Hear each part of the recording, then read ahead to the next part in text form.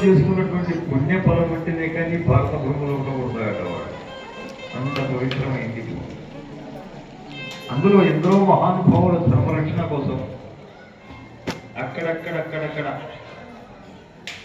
ఇప్పుడు మనకి సాక్షాత్ ఇక్కడ సమీపంలో పట్టే రాగంచల్ల క్షేత్రం అది.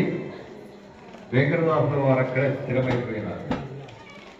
ఇదిగో మహానుభావుడు వీరభద్రేశ్వర స్వామి వారు ఇక్కడ స్థిరమైపోయినారు. ఇట్లాగా అక్కడ మన ధర్మాన్ని రక్షణ చేయడానికి వారు అవతారాలు తీసుకొని అక్కడ స్థిరంగా నిలబడిపోయినారు. కాబట్టి మనకు కూడా సమయాతీతమైంది. దాదాపుగా ఒక 4 రోజులతో పాటుగా స్వామివారి యొక్క బ్రహ్మోత్సవ కార్యక్రమాలు జరుగుతూ ఉన్నాయి ఇక్కడ.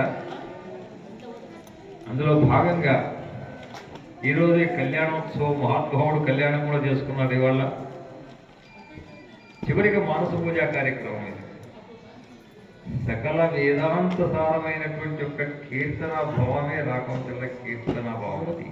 అందులో భాగవత, భారత, రామాయణాల సర్వ గ్రంథాల సారాంశాన్నంతా కూడా ఒక 500 కీర్తనలో పుట్టిన విడిచినారు మహానుభావుడు. అది ఎవరి కోసం? మనకు. మరి చివరిగా మానస పూజ కార్యక్రమాన్ని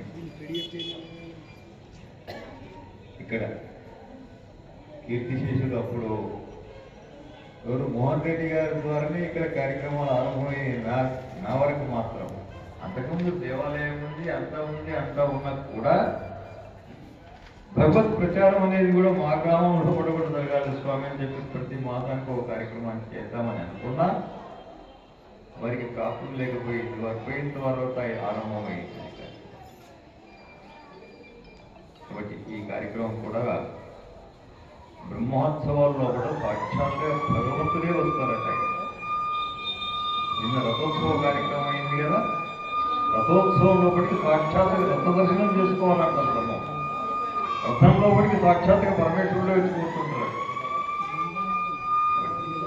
మనకి ఎంత గొప్ప అవకాశాన్ని ఇచ్చినారు మహానుభావుడు. ఈ గ్రామంలో కూడా గ్రామ ప్రదక్షిణ కూడా చేసినారు మహానుభావుడు. నేను గ్రామ క్షేమం కోసమే గ్రామ ప్రదక్షిణ చేసినట్టుగా వస్తుంది. కాబట్టి మహానుభావుడి కార్యక్రమాలు, ఈ మానస పూజ ద్వారా పరిశ్రాంత కార్యక్రమాలు, ఇంకేమైనా కార్యక్రమాలు ఉంటే ఉండవచ్చును. రాత్రే శివుడు సాక్షాత్ ఇక్కడే ఇలా పడ్డట్టున్నాడు మహానుభావుడు. ఎక్కడ దాకా ఇక్కడ చూస్తూ మనం ఇక్కడే చూసినాం. ఇక శివుడు ఆశిస్తులు మన మీద అందరికీ